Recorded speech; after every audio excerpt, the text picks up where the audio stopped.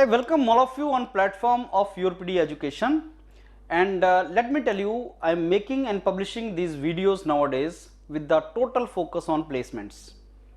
So far YourPD for the last 4-5 years has worked now on post-grad counseling and sending students to various courses. This is our responsibilities, and we must get into this domain that when we send student for some master's course, we should tell them what job opportunities exist for them. There are wonderful opportunities for students of branches like computer science, electronics, electrical, mechanical, and a couple of more branches. There are wonderful opportunities in their own field. They are getting that. But then there are certain branches in which core side there is a restriction in jobs, something like civil engineering. Reason? Civil engineers prefer more government jobs, and the construction companies, other than couple of companies like L&T or Tata, Tata Consultancy Engineers Limited kind of companies, Tata Consultancy in engineering, so these kind of companies, other than these, other companies normally do not visit campus because they know that students will not join, or maybe they don't prefer freshers, something like that. Now, I have talked to thousands of students all over India across length and breadth and different institutes, IIT, NIT, Triple IIT, reputed institute. I have talked to thousands of students this year of all branches, and whatever I am saying, that is on the basis of the feedback which I got from the students. Every day I am talking to 20-30 students every day. That is my routine. Try to get as much information as possible, and we should know where is the bottleneck, कहाँ पे trouble है, क्यों बोलते हैं jobs नहीं है. That is what we are trying to analyze. Let me tell you, there is no dearth of companies. कमी नहीं है, बहुत सी companies are visiting the campus, और इस साल तो crazy placement है. I am telling you that. You can call any of your friend and ask him, companies आ रही हैं क्या कैंपस में? बोलेगा आ रही हैं. लेकिन वो जिन लोग वो एक राइडर लगाते हैं कि नॉन कोर बहुत आ रही हैं, कोर नहीं आ रही हैं सर, नॉन कोर आ रही हैं. I was interacting with one student. I think he was from IIT Guwahati, if I am not wrong, or IIT Kharagpur. He was in civil engineering, and I asked him placement. बोलता sir placement में हमारी class में 50% only students got placed so far, and वो बाकी 50% are waiting. I said what is the situation of placement in civil BTech civil engineering? बोलता उनकी अच्छी placement है. I said why you 50%? बोल सर कोर कंपनीज बहुत कम आती हैं, ज़्यादा नहीं आती हैं कोर, बाकी नॉन कोर है. I said if you are interested in non core, will you get it? जैसे हाँ, नॉन कोर में तो सर प्लेसमेंट भी अच्छा है और पैकेज भी अच्छा है. What about BTech? Are they getting core or non core? Sir, they prefer non core. Why BTech in IITs prefer non core? Why not core? And why MTech prefer core?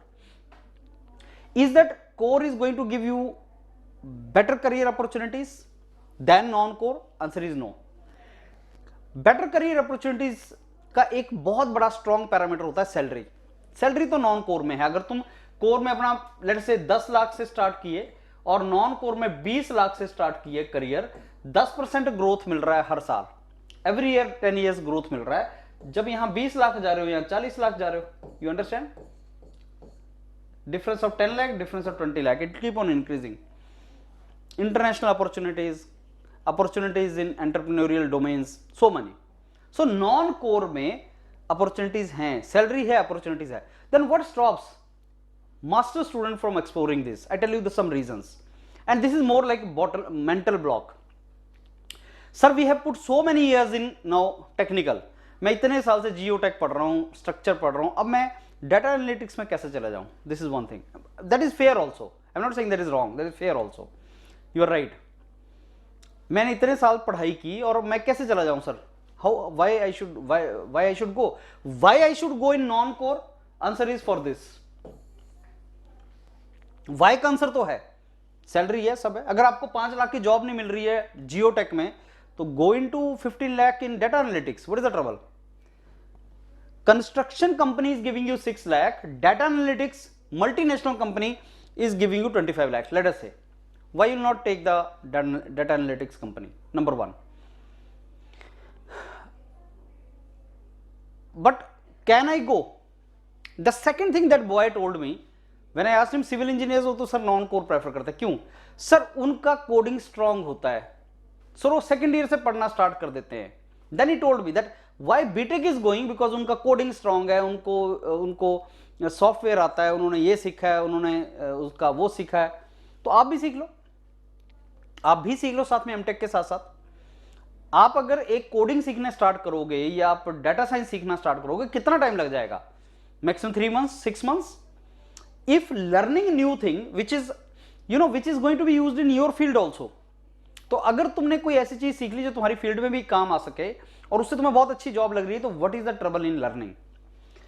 I reach to the conclusion that maximum students fear non core jobs. That is my conclusion, and that conclusion on the basis of the students.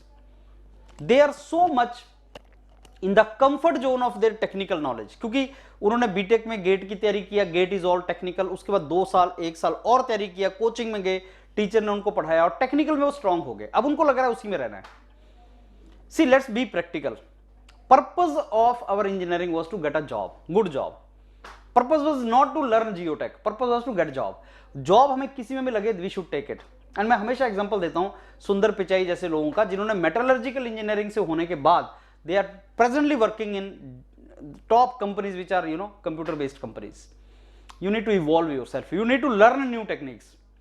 Otherwise why people will do MBA? Why maximum craze among IITians for MBA? वो तो बोलते हैं कि मैं MBA क्यों करूं, मैंने तो मैकेनिकल इंजीनियरिंग किया, I don't want to do MBA. But जहां पे जॉब तुम्हें मिल रही है, दैट इज अ प्रायोरिटी, और तुम्हें इंटरेस्ट आ जाता है. जब तुम लर्न करने लगोगे, इंटरेस्ट भी उसमें आएगा. So don't fear these things.